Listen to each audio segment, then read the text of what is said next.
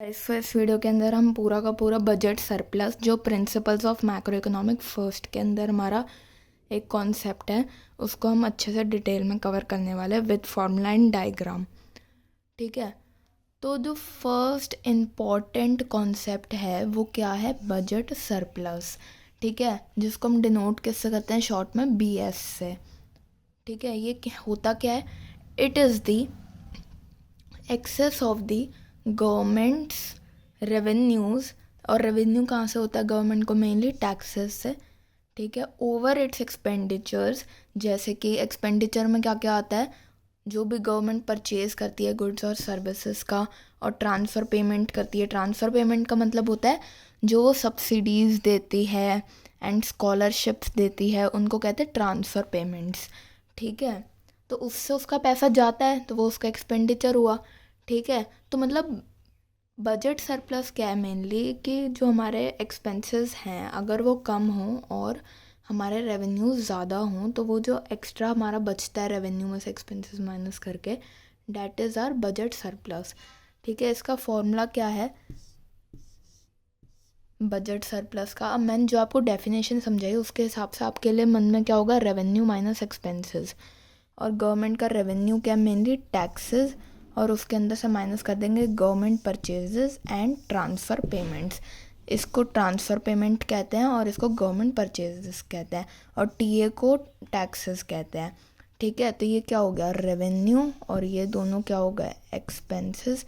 तो बेसिकली ये बन क्या गया? Revenue minus expenses which is budget surplus. लेकिन आपको ऐसे ही लिखना है, ठीक है, पेपर में।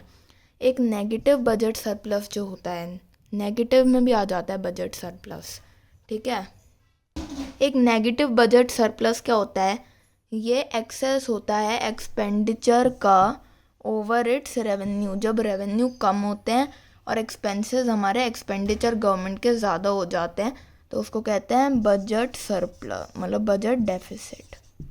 ठीक है, अब यहाँ पे एक बात है कि TA को हम TY कहते हैं क्योंकि यहाँ पे एक अजम्पशन है। ठीक है, यहाँ पे एक अजम्पशन है कि जो इनकम टैक्स है वो किसी, मतलब जो टैक्स है वो किसी इनकम पे लगेगा, तो इसलिए जो टैक्स का रेट है उसको इनकम से मल्टीप्लाई करेंगे तो वो लगेगा, तो इसलिए हमें TY लिखना है TA की जगह।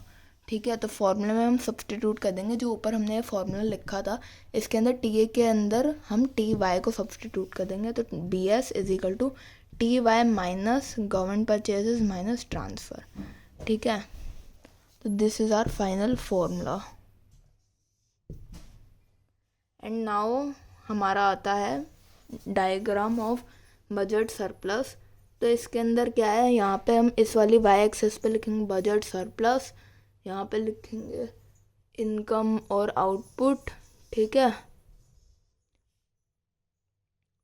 और यहाँ पे हमारा था -G+T ट्रांसफ़र पेमेंट। ठीक है, तो ये मतलब क्या हो गया पूरा? अगर आप देखो तो ये गवर्नमेंट का एक्सपेंडिचर हो गया। ठीक है, और हम बजट सरप्लस का डायग्राम बना रहे हैं, तो हमने इस एक्सिस पे लिया बजट सरप्लस, इस पे लिया इनकम या फिर आउटपुट कितना हुआ, मतलब कि उसकी रेवेन्यू कितना हुआ। ठीक है, उसके अंदर से रेवेन्यू के अंदर से हमने उसके ये क्या कहते हैं परचेजेस जो थी, मतलब सारे एक्सपेंसेस थे उनको या फिर लाइन के थ्रू दिखाया है, एंड ये हमारा फिर क्या बन गया? बजट सरप्लस का डायग्राम। और हमने यहाँ पे लिख दिया BS is equal to TY minus G minus TR। ठीक है, BS is equal to TY minus G minus